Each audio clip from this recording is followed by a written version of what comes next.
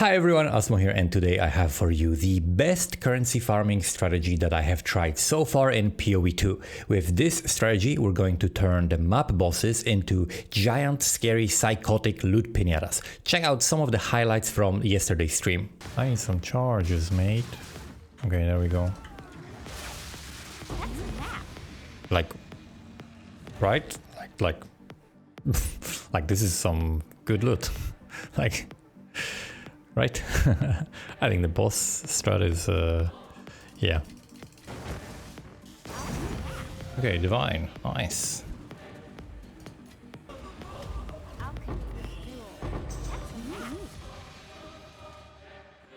Guys, don't tell anybody.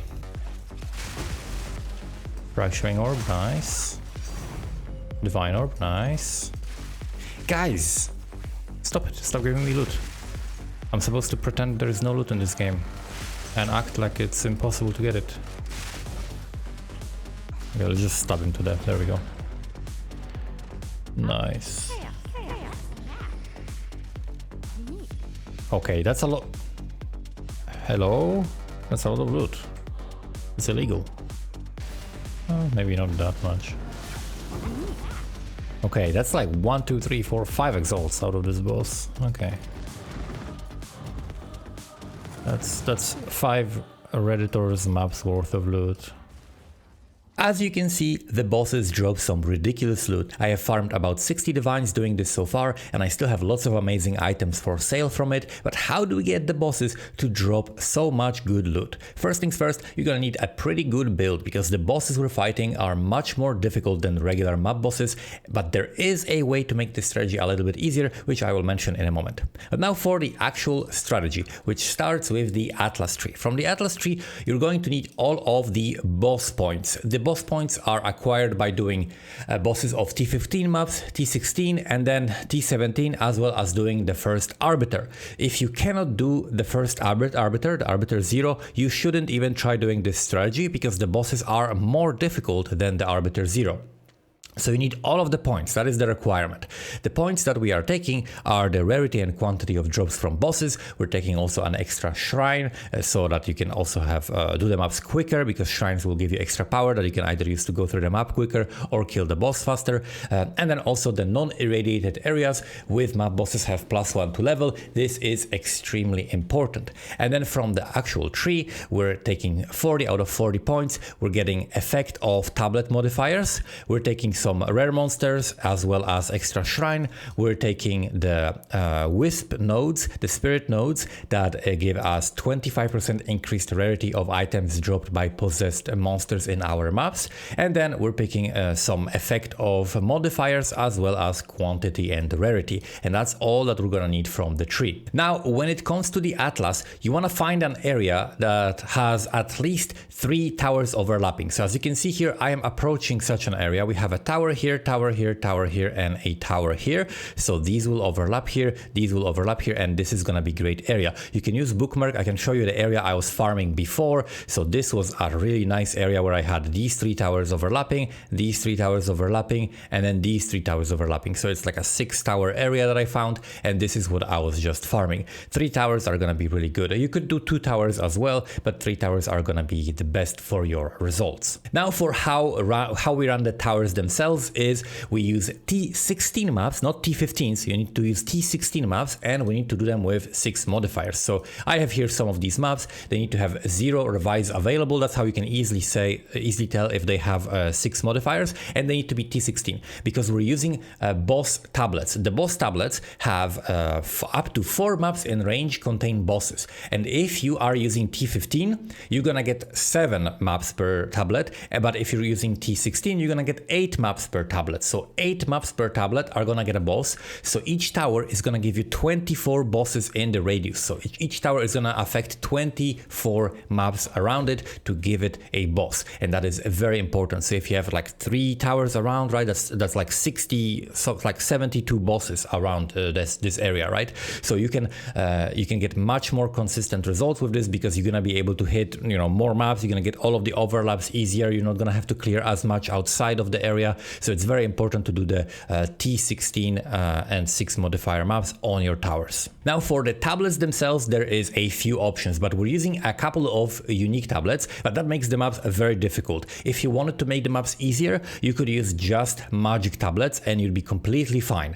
So you can use the tablets that are magic, you can use slightly lower ones. If you're just getting started, if you want to just like get started making some currency, you could do that. But if you want a full juice, this is what you do. You do Season of the Hunt, and that gives you map bosses being haunted by Asmeri spirits. And as far as I know, that gives you 200% rarity on the bosses, plus 25% rarity from the Atlas tree. So we have the Season of the Hunt here. Then we have the Cruel Hegemony, which gives your map bosses additional modifier. The additional modifiers make them more difficult, but also more rewarding. As far as I know, this also could be like 100 or 200 rarity per modifier. These stack, so you can have a multiple of these. If you have 3 towers in range, you can have 3 of these around the perimeter, but they're gonna be exponentially more difficult. The more of these modifiers you stack on the bosses, the crazier they get. If you get something like haste, extra crits, and like mana drain on like the gorilla or like the sloppy bitch that showers in filth, like rolls on you and just one-shots you.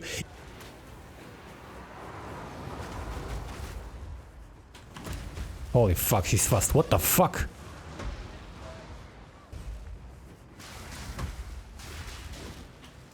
What the fuck? Why is she so fast?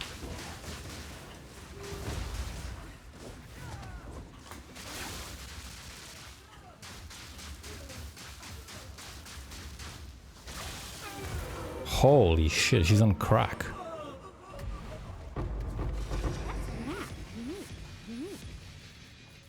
If you get that like hasted with like mana drain or something, like you're not doing that map, right? So you need to be really careful. You need to have a really strong build, and if you are not running a very strong build, then maybe skip this one, right? Because this is the most difficulty that you're adding, right? And the wisps are gonna like, I don't know, like double the HP. They're gonna make them faster as well, depending on like which spirit you get, right? The purple one gives life, the blue one gives like stun and cold damage, and the yellow one I think gives like speed and crit. So these bosses are going to be very, very difficult with these tablets, but these are the 2 unique tablets we're using. And then the magic tablets we're using are with rarity and quantity. So you want, ideally, of course, you want 4 map bosses affected, but 3 map bosses affected in range is also fine. And then you also want the rarity and quantity. So the ideal option, I think, is like both having quantity. I think that's what's going to give you the most, because you get so much rarity from other sources, but rarity is also great. So if you have something like this, like 15% quantity of items dropped by map bosses, and then 15% rarity found in your maps, this is going to be great. It affects your maps, so we are clearing the map as well. We're killing all the rare monsters in maps as well, because we're getting like a bunch of extra rarity and quantity on it as well, with good tablets overlapping. But of course, the main target is the bosses. So those are the tablets that you want to run. Now, when it comes to maps, it's very simple. It's pretty much like with anything else. So I have here some rare maps with, I think I have rarity of, so you can search for a rarity. Okay, there we go. We have some maps with rarity. So what I'm generally doing is I exalt them until I have like 1 extra try remaining, so that I can potentially get like quantity and rarity or extra rare monsters or whatever, but you want a rarity on your map. So just pick up the maps that have rarity, and then we go and grab the Distilled Greed, and Distilled Greed gives us extra rarity. So this is 24% increased rarity as well, right? So we're getting this map, and this one has 70 plus 24, right? So that is like 90. This is 93% rarity on this map, right? So this is the type of maps you want to run. You want to instill them with Distilled Greed. So that's another layer of difficulty that we're adding to the bosses, right? Because we're also doing them in daily maps. So daily maps with rarity on them. Ideally, keep 1 extra revive on it as well, because some of the bosses are just gonna one-shot you, or you're just gonna get unlucky. You're gonna lose the map. You don't want to do that. So ideally, we have only 5 modifiers, not 6 modifiers on the maps, and that's how you pick your maps. Now, when it comes to running the maps, what you want to do is you want to kill the boss and you want to kill all the rares. That's it. You don't care about anything else, just like you would be doing the map normally. This is very, very simple, but the extra monsters that you're farming are going to have good loot as well. They're going to drop you lots of exalts. They're going to drop you like divines, fracture drops if you're doing the cleansed maps, which I really like combining with this strategy. They're going to drop lots of different other currencies, but the looting is the important part. So let me talk about looting, because this is what makes this strategy profitable. If you don't do this part well, you're not gonna make nearly as much currency. Looting is the most important thing, and it's the biggest difference between like making lots of money versus not making lots of money, is knowing what to do with your loot, what to loot, how to loot it, like how to craft on it, how to modify it, how to evaluate the prices. This is by far the heart of the strategy, and why I find this strategy to be so interesting and so much more exciting than any other strategy, because we're not just picking up random currency orbs, right? We are picking up actual real items and selling actual real items that are really valuable. So while you're clearing the map and killing rare monsters, you are typically going to have items drop that are item level 80 or 81. We really don't care about these items unless they're like, I don't know, that's a ring, that's a tier 3 plus, right? Like a rare ring, tier 3 plus. Okay, I just picked that up, right? But any like random rares, I don't pick up. The only rares I pick up typically are from the boss, because they have higher item level and they have also higher modifiers, because we are juicing so much rarity on the boss that you can get like, you know, 8 T5 items, right? Like 8 T5 rares. You can get so much crazy stuff on this. And when you pick up these rares, let me go on D&D for a second so we don't get bothered by Joe Biden. So these rares are gonna come with lots of very good modifiers when they are item level 82. I recommend, like, if you're using my loot filters, then you're gonna recognize the higher tier items by like a slightly orange text instead of yellow, and like darker background, right? So you're gonna go to the boss, you're gonna see like some items are darker, some items are lighter. You're gonna see which ones are 82, which ones are below 82, just at first glance, so you can very quickly distinguish that. If your filter doesn't do that, I suggest adjusting it so that it does that, because it's very helpful to see, like, while clearing the map. Let's say you kill like Omniphobia and he drops like a couple of 82 items that are worth picking up and checking out as well. So what you want to do is, of course, you pick up all the currency, and then you pick up literally every single tiered rare. You identify them all, and you look at what is worth crafting. And what is worth crafting? That is literally just game knowledge. You need to gain experience, and you need to figure that out yourself. You need to go look at weapons. If you get like a good spear, right? Price it. See what modifiers are valuable. See what modifiers are less valuable. I very, very, very often, literally every boss, I exalt items, right? Every boss I find, it's like on average, I exalt like 2 or 3 items that are really good. Sometimes I chaos these items. If items has like really, really good modifiers, let me show you examples, okay? Because I have lots of these for sale. So this is my tab of items that I haven't sold yet, okay? This is the type of items we're getting, okay? This is the type of items we're getting. Like 300 ES, 40 rarity, double like huge res, right? Where I got like T1, I got like merciless rolls on weapons that I fractured, right? If an item has like insane like T1 roll that is very rare, right? It has like merciless or something like that. And it has like 4 modifiers and nothing else, but these 4 modifiers are terrible, you could fracture that as well, right? That is another thing you can do. Another thing you can do is, of course, exalt modifiers, chaos modifiers. So when would I like chaos some items? I would chaos items if they had very few but extremely good mods, and then a lot of really shitty mods, right? So if an item had like really, really high, let's say like this item has like a T8 flat lightning, T8 flat fire, and then let's say it had every single other modifier terrible, right?